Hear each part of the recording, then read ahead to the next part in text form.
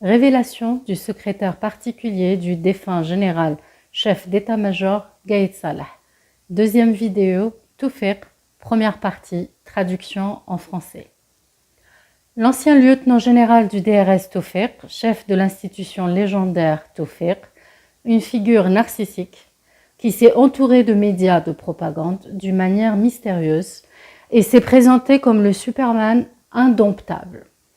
Il s'est même fait appeler le seigneur de l'Algérie, Rab Dzaïr, depuis les années 90. Il a travaillé dans l'ombre et a exercé son règne à travers ses pions, qui sont les chefs des gouvernements de façade, qui lui doivent une loyauté absolue, tels que Ouyahia, Sellel et bien d'autres. Le dirigeant caché de l'ombre exerçait son règne dans l'obscurité, jusqu'à ce que l'heure de vérité arrive et que tout le monde découvre qu'il ne s'agissait que d'une structure en carton et que cette statue de neige a fondu grâce au lieutenant général Ahmed Gaïd Salah. Il a utilisé l'affaire du terrorisme pour accroître son influence politique et financière en employant de mauvais politiciens pendant les années 90 et il a contribué à la politique de vente des institutions publiques contre dinars symboliques à ses proches, comme Rabrab par exemple, et il a ouvert l'importation à une grande échelle. Après l'arrivée de Bouteflika en 1999, son influence a un petit peu diminué et en 2004, il a pu exploiter la campagne électorale pour se débarrasser du défunt général Al-Ammari, lorsqu'il lui a dit que les sondages d'opinion menés par le DRS à l'époque montrent que Ali Ben Fliss avait plus de chances pour gagner. Toufiq a dit à Bouteflika que l'Ammari appuie Ben Fliss contre lui. Ils se sont entendus à former un pacte secret contre Al-Ammari, chef de l'armée. Toufiq savait que Bouteflika avait plus de chances pour gagner. Il a voulu se débarrasser d'Al-Ammari et de Gaïd Salah, le commandant des forces terrestres, en mettant ces derniers dans la liste des retraités potentiels. Après la victoire de Bouteflika pour un deuxième mandat, le général Al-Ammari a démissionné et Toufiq pensait que l'alternative serait le général de division Bey El-Saïd, qui est originaire de sa région, mais Bouteflika a nommé le général de division Ahmed Gaïd Salah et l'a informé qu'il était sur la liste des prochains retraités sous une consigne de Toufiq. Lorsque le général Ahmed Gaïd Salah était nommé chef d'état-major, l'armée n'était pas bien organisée et était très mal équipée. Il a donc dressé un plan de développement des forces et des structures au niveau de la formation et de l'équipement et redessiné les plans de lutte contre le terrorisme. Toufiq a essayé par tous les moyens d'entraver le bon déroulement de ce plan, mais cela n'a pas réussi face à la rigueur du lieutenant général Gaïd Salah. Il a passé ensuite une autre ruse en disant à Bouteflika que Gaïd Salah voulait prendre sa place. Il lui a donc proposé de diviser l'armée et le pouvoir en deux parties. Gneiziya a été nommé ministre délégué à la Défense en 2005. Il était responsable de l'administration et des directions. Quant au chef Salah, lui, était responsable des régions militaires et des commandants des forces. Toufiq a réussi cette fois dans la politique de diviser pour régner, mais la fermeté du chef Salah, sa sagesse et ses capacités de leadership lui ont permis de garder son contrôle sur Gneiziya, Abdul Malik, qui avait des capacités de leadership bien limitées. Aussi, parce que les administrations et les directions qui étaient sous l'autorité de Gneiziya étaient plutôt loyaux envers Gaïd Salah. Après cela, Toufiq a déclenché un conflit entre le général de division Boustila, qui était chef de la gendarmerie et Gneiziya, afin de séparer l'institution de la gendarmerie du ministère de la Défense, de sorte que Gneiziya n'aurait aucun poids dans le service de la gendarmerie, ce qui a créé un grand problème à ce moment-là. Bouteflika a pu contrôler la situation en mettant le service de la gendarmerie sous la responsabilité de Gaïd Salah. Toufiq a réussi à écarter al-Ammari, n'est pas sorti gagnant de ce conflit comme il l'espérait. Il est donc passé à une autre ruse. Toufiq a informé le président Bouteflika d'une affaire qui remontait à 2006, quand l'Algérie a acheté des avions à la Russie qui étaient censés être neufs, mais il s'est avéré qu'ils ont été utilisés pendant la guerre en Afghanistan et en Union soviétique en 1978. Et ils ont été repeints et reconfigurés. Le président Bouteflika a envoyé un télégramme au lieutenant-général Gaïd Salah s'enquérant de cette affaire. Ce dernier a écrit à la patrie russe, qui est chargée de la vente des armes et du grand matériel au sein de la Fédération de Russie. Pendant une réunion entre les deux parties dans le bureau de l'état-major, Gaïd Salah a demandé avec un ton élevé de retourner ses avions et que toute intransigeance du côté russe aurait des conséquences qui risquent d'aller jusqu'à la rupture définitive des relations militaires et coopération militaro-technique entre les deux pays. Le lieutenant-général Gaïd Salah a écrit un télégramme au président de la République l'informant de ce qui s'était passé entre lui et la patrie russe et que ses avions ont été retournés et remplacés et que l'Algérie n'a pas encore payé le montant de l'accord et que le coupable du scandale est le général de division Lounès Abdelkader, le commandant de l'armée de l'air. Il a exigé donc son retrait. Il a demandé que la direction centrale de la sécurité de l'armée soit fusionnée avec l'état-major de l'armée nationale populaire, car il a vu qu'il était inacceptable que la direction de la sécurité de l'armée du DRS n'ait pas envoyé un rapport au chef d'état-major sur cette affaire, alors que Toufiq était au courant de tout. Le commandant de l'armée n'était pas au courant. Certaines choses lui ont été cachées et comme le général de division Lounès Abdelkader est d'origine kabyle, Toufiq s'est chargé de l'affaire et il est intervenu auprès de Bouteflika pour ne pas le renvoyer à la retraite. Lounès Abdelkader était celui qui nomme les membres du comité chargé de suivre le dossier de la réception des avions. Il n'a pas rempli pleinement son devoir. Toufiq n'arrêtait pas de créer des obstacles en critiquant ce programme. Il envoyait des rapports au président parce que le lieutenant-général Gaïd Salah ne l'avait pas consulté et ne lui avait pas prêté aucune attention. Le général de corps d'armée Gaïd Salah a continué à défendre son programme avec force et intelligence en construisant une armée moderne capable de faire face à tous les défis. Une histoire pleine d'intrigues et d'escalades sur les coups d'anciens adversaires. Auparavant, le DRS profitait de l'état de terrorisme pour brouiller les papiers et accroître son emprise sur les centres de division et de décision en utilisant ces dossiers afin de maintenir l'état de chaos qui lui permet de contrôler les wali, le ministre de l'Intérieur et le Premier ministre par la création du soi-disant Conseil de sécurité au niveau des daïras, des wilayas et du ministère de l'Intérieur.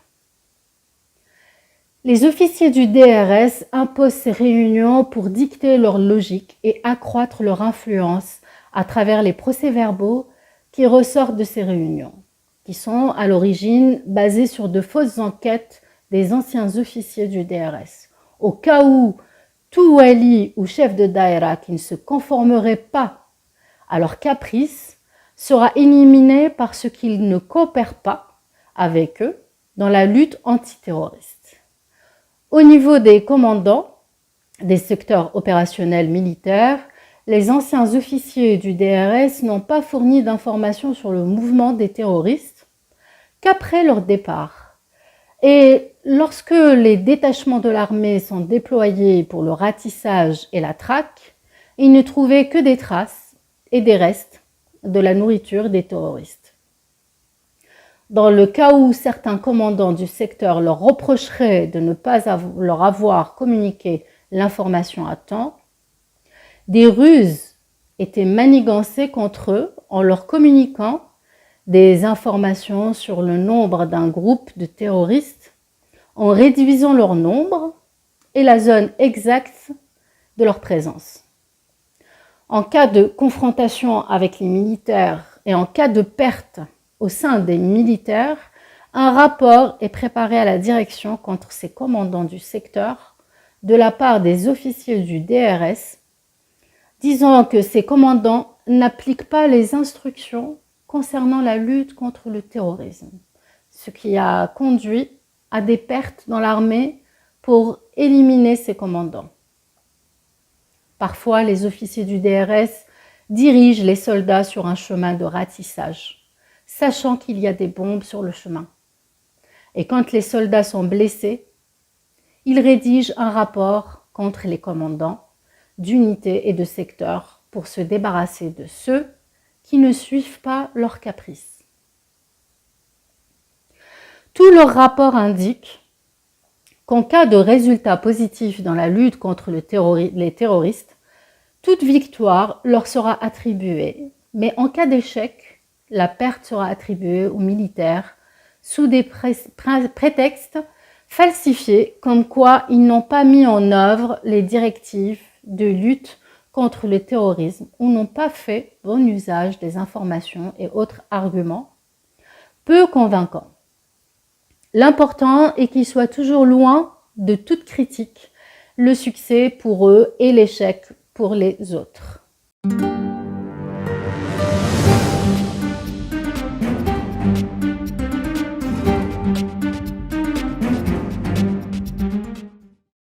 Révélation du secrétaire particulier du défunt général chef d'état-major, Gaïd Salah. Troisième vidéo, Toufiq, deuxième partie, traduction en français. Avec le grand nombre de frappes de l'armée contre les terroristes, la loi de réconciliation a limité le terrorisme et a permis aux militaires de mener des frappes douloureuses aux terroristes dans leurs bastions. Ce qui a imposé la réconciliation à travers le général Hassan Ait Ourabi, chef du service de recherche et de lutte contre le terrorisme, SCORAT, qui a rejoint les rangs de l'armée avec le grade de caporal. Il était chauffeur pour la deuxième épouse de Toufiq dans la wilaya de Bel-Abbès, quand Toufiq était directeur régional de la sécurité de l'armée à Oran, à l'époque, où Chedli Ben Jdid était le commandant de la région militaire d'Oran. Et l'Arbi Belkhair, l'ami de Toufiq, secrétaire général de la même région militaire.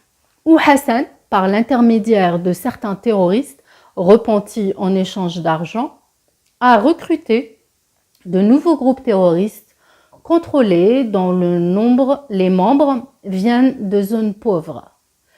Ces nouvelles recrues sont endoctrinées par la pensée djihadiste et de l'expiation et il les influence pour qu'ils puissent mener des opérations suicides et que le paradis est leur objectif et d'utiliser ces groupes et de les financer avec des armes et des informations par le biais de dirigeants repentis à double tâche qui sont intéressés par l'argent pour continuer à contrôler et à influencer les institutions de l'État dans ce dossier et créer un état d'instabilité et maintenir un état de conflit et de confrontation et risque sécuritaire. Chaque fois que l'armée obtient de bons résultats en neutralisant et en éliminant des groupes terroristes, ces victoires ont été transformées par de nouvelles frappes contre les soldats et les pertes de vie par les groupes terroristes contrôlés par le DRS. Tout cela pour montrer que l'armée est incapable de maintenir la sécurité. Comme ce qui s'est passé en 2002 lorsque le général de corps d'armée Al-Ammari a organisé une rencontre télévisée avec les hauts commandements de l'armée et a déclaré que le terrorisme et l'intégrisme avaient été éliminés, promettant la victoire.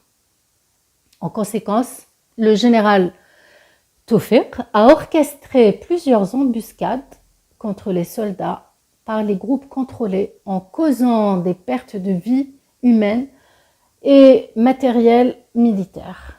L'objectif était de nuire à la réputation de l'armée et de garder l'ancien DRS contrôlant les fils du jeu depuis les coulisses, par Toufiq. La réunion a été diffusée par la chaîne Al Jazeera et dans le cas où certains commandants d'unités se plaignent de certains officiers de sécurité, ces derniers sont remplacés par d'autres qui sont plus insidieux et plus rusés que ceux qui les ont précédés, et ils créent plus de problèmes que leurs prédécesseurs, de sorte que le commandant de l'unité de combat regrette les anciens officiers de sécurité.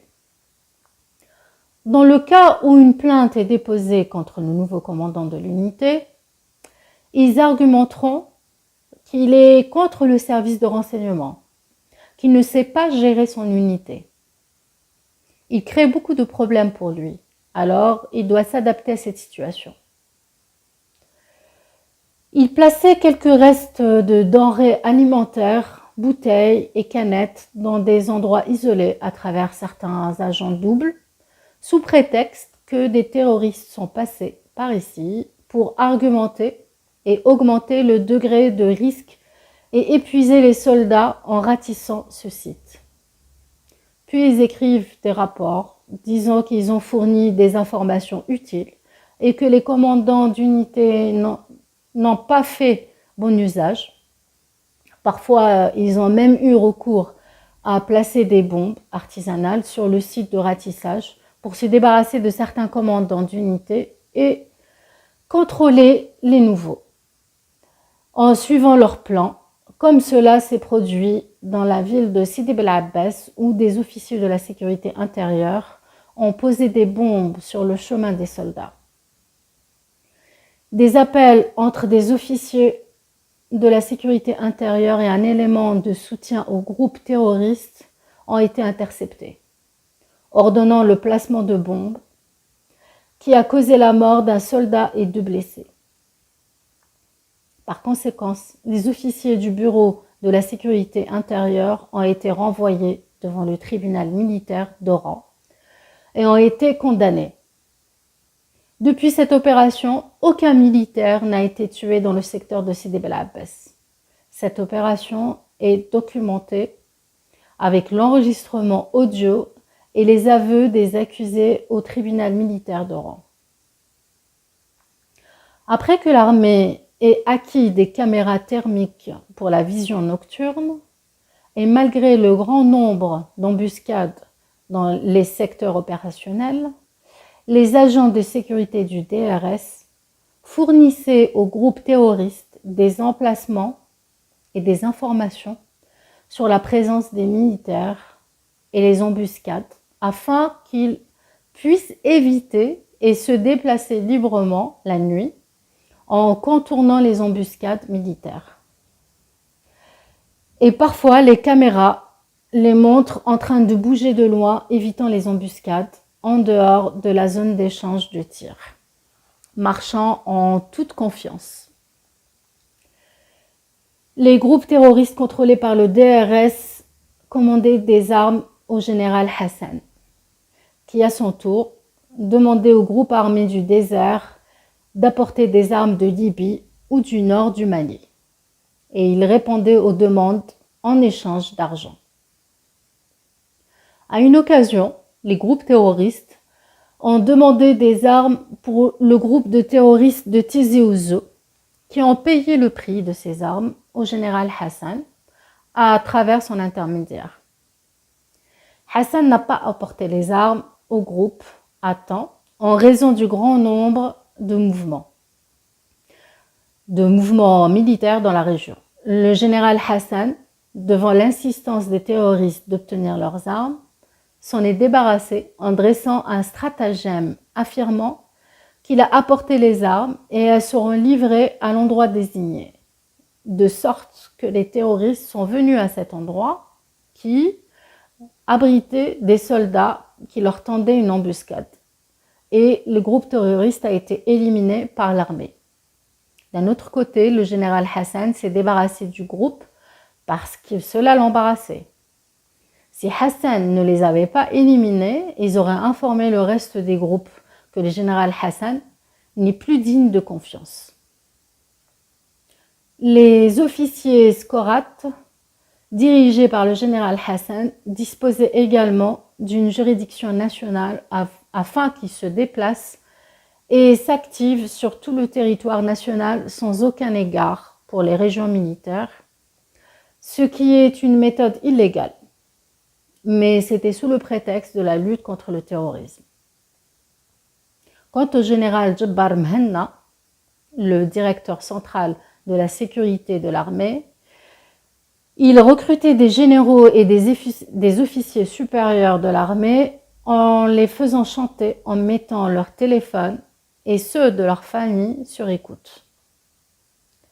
Lorsqu'il remarque des soupçons contre les cadres de l'armée, comme la corruption financière, les relations suspectes ou les relations extra-conjugales, Djebbar Mhenna écrivait ces allégations dans un message en prétendant qu'il s'agit d'une lettre anonyme adressée à lui afin de signaler les méfaits. À son tour, Djebbar convoque l'officier soupçonné par le message inconnu. Djebbar lit le contenu du message et lui dit de ne pas s'inquiéter et qu'il ne le dira pas au lieutenant-général Gaïd Salah et déchirera le message inconnu devant cet officier. De cette façon, il a pu recruter la plupart des officiers. Par exemple, il y a eu un accident d'un avion de la marine. Par conséquent, le général Djebbar Mhenna a dit au commandant des forces navales, le général de division Nassib, qu'il ne devait pas s'inquiéter et de ne pas en parler au lieutenant-général Gaïd Salah, tandis que Djebbar a informé le général Tawfiq de l'accident, qui à son tour a informé le président de la République en disant que l'utilisation des avions est mal gérée et que Gaïd Salah dissimulait des faits. Alors, le président de la République a envoyé une lettre au lieutenant-général Gaïd Salah s'enquérant de l'affaire. À ce moment-là, le lieutenant-général Gaïd Salah a convoqué le commandant des forces navales et l'a réprimandé et lui a demandé pourquoi il avait dissimulé l'incident. Il lui a dit la vérité que Djebbar lui avait demandé de le faire, alors le lieutenant-général Gaïd Salah a émis un avertissement envers lui. Et le résultat fut que le général de division Nassib travaillait pour Djebbar. Après cela, le lieutenant-général Gaïd Salah a informé le président de la République des circonstances de l'affaire. Il lui a demandé de remettre la direction de la sécurité des armées sous l'autorité de l'état-major des armées et non du département de l'information et de la sécurité. Un autre exemple est un accident mineur concernant un camion porteur de missiles S-300 pour la défense aérienne dans la capitale. De la même manière, le général Gaïd Salah, Ahmed Gaïd Salah, chef du département de sécurité de l'armée pour la défense aérienne à Hussein Dey, a demandé au général de division Amrani Ammar, commandant de la défense aérienne de la région, de ne pas s'inquiéter de l'incident et qui sera dissimulé. Mais il a informé Djebbar Mhenna, qui à son tour a informé Tawfiq, qui à son tour a informé le président de la République de cet incident, car Tawfiq était contre l'acquisition des missiles 300S, car il voulait que l'armée demeure faible. À son tour, le président de la République a contacté le lieutenant-général Gaïd Salah, qui a convoqué le général de division Amrani Ammar, commandant des forces de défense aérienne, et lui a demandé pourquoi il a caché l'incident. Il lui a dit que c'était le général de division Djebbar qui lui avait demandé de faire cela. À son tour, le général de corps de l'armée Gaïd Salah a informé le président de la République des circonstances de l'incident. Il lui a dit que le général de division Djebbar est celui qui est derrière toutes ces fabrications et il lui a de nouveau demandé de rattacher la direction de la sécurité de l'armée à l'état-major de l'armée nationale. Et qu'il est déraisonnable que des choses se passent dans l'armée qui sont cachées à la direction et à son commandement.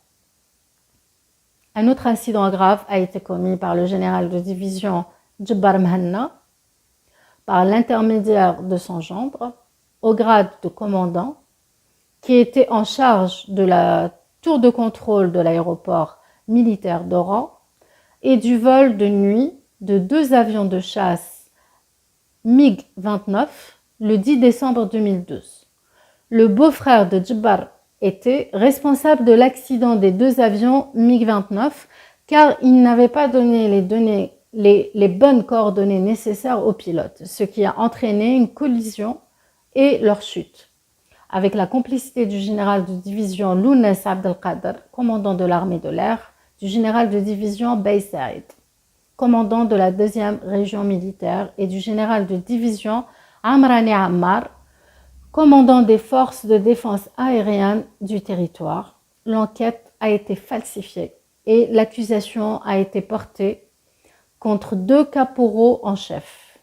Le nom du beau-frère de Djebbar Mhanna a été retiré de l'enquête. Le but de cette opération était de porter atteinte à la réputation de l'armée russe, c'est-à-dire de décrédibiliser Gaïd Salah et son image devant le président de la République à l'époque.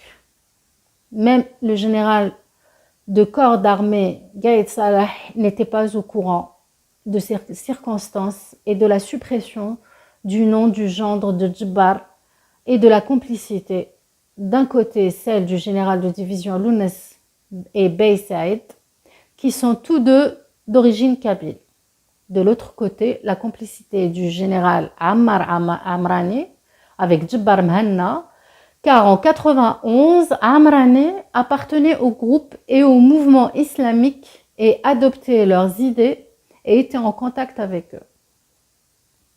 Le général Ammar a été incarcéré dans cette affaire pendant 1 mois et a été couvert par Mhanna. Depuis ce temps-là, il a été engagé comme agent au sein du DRS, tout en démontrant une fausse loyauté envers les dirigeants de l'armée. Il est préférable de réouvrir une enquête sur le crash des 2 avions ou que les familles des victimes portent plainte, ou alors contacter les 2 caporaux en chef victimes de ce complot afin de révéler la vérité de cet incident, car ça constitue un crime prémédité qui demeure imprescriptible, ou de contacter les membres du comité de l'enquête et ceux qui ont demandé la suppression du nom du beau-frère de Djebbar Mhanna, responsable de la tour de contrôle qui porte le grade de commandant.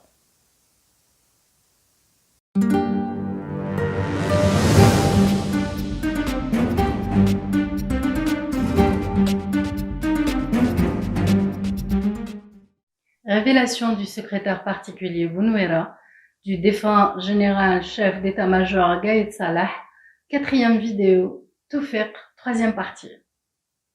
Le lieutenant-général Toufiq avait des bras sécuritaires, le général de division Djebbar et le général de brigade Hassan, ainsi que ses bras politiques Ouyahia et Sellal, et son bras financier Rabrab, qui étaient tous de sa région.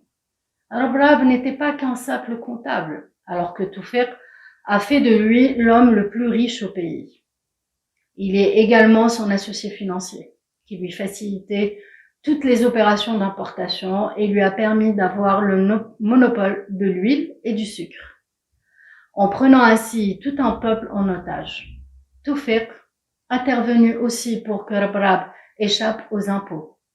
Il lui facilitait les activités afin de faire passer de l'argent vers l'étranger en gonflant les factures de la matière première, de l'huile, et aussi en créant une petite compagnie pour son gendre en Suisse, qui se chargeait d'acheter la matière première de l'huile et du sucre de la compagnie mère et le revendre à Rabrab à des prix très très élevés.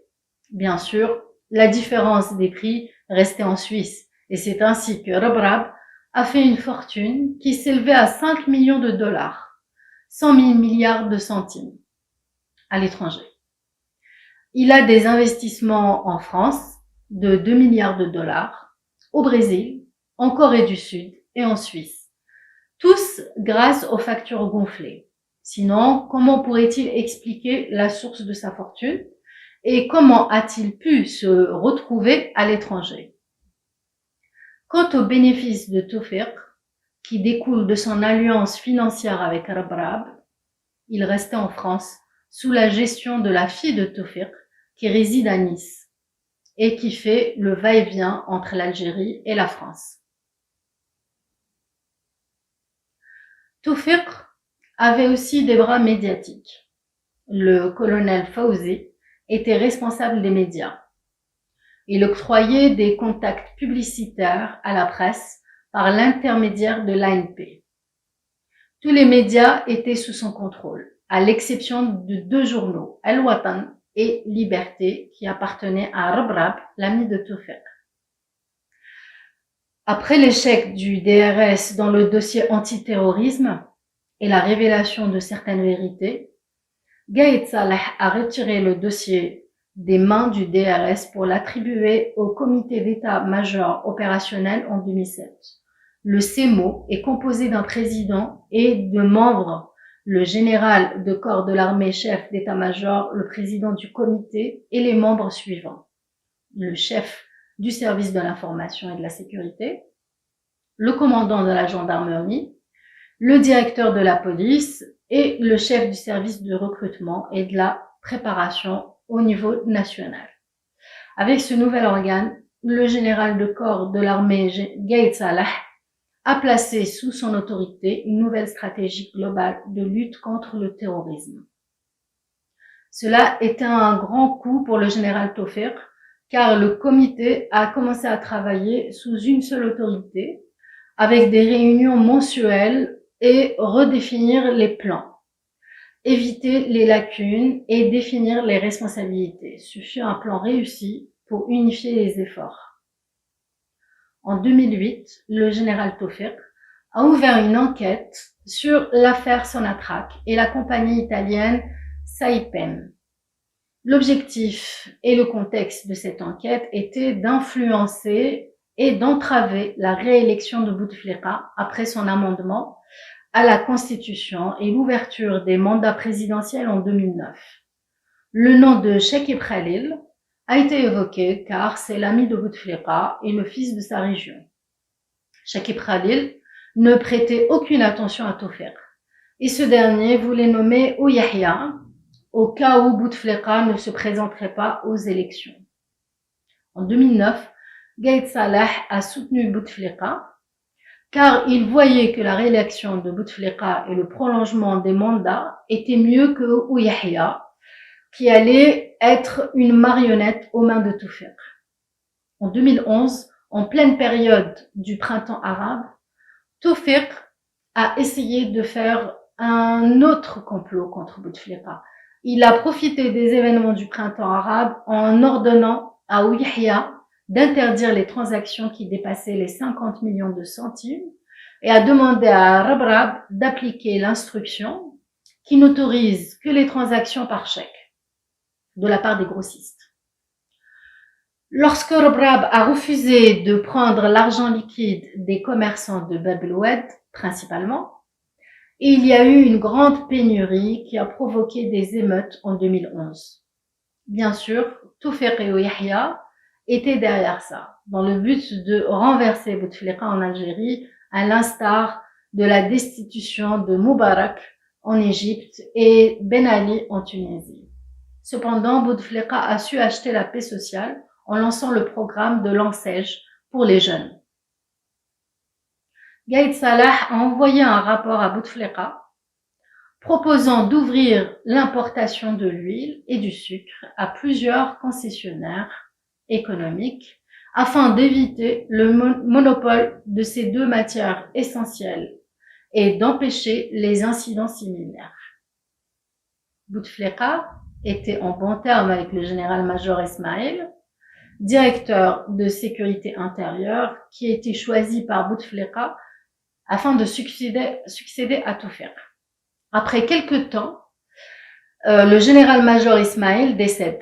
Bouteflika soupçonnait Toufiq de l'avoir fait éliminer pour rester en fonction. L'opération Tighe-Tourin a révélé plusieurs vérités et a changé le cours des événements. Le 13 janvier 2013, à 5 heures du matin, un groupe terroriste composé de 32 terroristes est entré dans la base El Hayat et la raffinerie Tighe-Tourin. J'ai été informé par le directeur de la police au centre des opérations de défense à mon tour. J'ai informé le chef d'état-major, le lieutenant-général Gaïd Salah, par téléphone à 5 heures du matin. Nous sommes dirigés tout de suite vers le bureau et après avoir pris connaissance des coordonnées du site et connaissant les unités à proximité, nous avons constaté que l'unité la plus proche était la 41, blindée, sous les commandements de Zéanmi. Je l'ai mis en contact avec le chef d'état-major qui lui a demandé d'encercler l'endroit en attendant que les renforts des forces spéciales arrivent. Le lieutenant-général a envoyé par avion le groupe 104 pour des manœuvres opérationnelles de Boufarik à Ain Amenas. Il a envoyé également des renforts des forces spéciales de l'école supérieure des forces spéciales de Biskra et d'autres forces. Vers midi, tout l'endroit était encerclé par d'énormes forces. J'ai contacté le ministère de l'Énergie pour me donner une carte et un plan de l'installation gazière de l'intérieur afin d'élaborer un plan pour la prise d'assaut. Jusqu'à présent, tout allait bien, mais soudain, on apprend que le général Hassan, le colonel Nasser El-Jinn et le major Mouad étaient sur place. La question qui s'est posée, que faisait-il à Tighe-Tourin? Qu'est-ce que l'attentat terroriste a à voir avec la présence du général Hassan sur place? À midi, le général de corps de l'armée Gaïd Salah a informé le président de la République de l'incident et il lui a dit que la situation était sous contrôle. Le lieutenant-général Toufiq a contacté le président de la République et lui a demandé de lui permettre de participer dans l'opération. Le président de la République a donc contacté le lieutenant-général Gaïd Salah et lui a demandé de coopérer avec le lieutenant-général Toufiq. Le lieutenant-général Gaïd Salah a refusé de coopérer avec lui dans cette opération car sa mission était de fournir des informations sur le mouvement des terroristes alors qu'il n'en a fourni aucune. Gaïd Salah a également exprimé ses inquiétudes par rapport à la présence du général Hassan dans la région au même moment de l'attaque et qu'il l'avait renvoyé dans un avion militaire. Le général Toufiq a tenté de participer à l'opération, mais en vain. Gaïd Salah a élaboré un plan bien précis pour maîtriser les terroristes qui étaient repartis entre la base Al-Hayat et la raffinerie. Au 3e jour de l'opération, le lieutenant-général Gaïd Salah a ordonné une attaque par hélicoptère pour empêcher le rassemblement des terroristes. Gaïd Salah a suivi en personne le déroulement de cette attaque à partir de son bureau, où il est resté 6 nuits sans fermer l'œil, jusqu'à la fin de l'opération qui a abouti à la mort de 29 terroristes et l'arrestation de 3 autres, sans qu'il y ait des pertes dans les rangs des militaires. C'est une victoire de taille qui a permis à l'Algérie d'éviter de graves conséquences. Tout le monde a reconnu que cette opération a été un défi relevé avec succès. Au même moment, c'était un coup très dur pour Toufiq et son institution qui n'ont pas pu fournir des informations préalables sur cette attaque. Après cette opération, Gaïd Salah a élaboré une loi ordonnant aux agents du DRS de fournir au chef d'état-major toute information et circonstances relatives aux opérations qu'ils mèneront en dehors de leur région afin d'éviter toute potentielle manipulation. Gaïd Salah a élaboré un plan global de redéploiement des forces dans le désert algérien où il a établi 4 secteurs opérationnels, construit des unités le long de la frontière, foré des puits avec des unités pour fournir de l'eau et construit des pistes pour les avions afin de faciliter les transferts des forces si nécessaire. Il a également construit des tranchées le long des frontières en plaçant des caméras qui couvrent toute la région.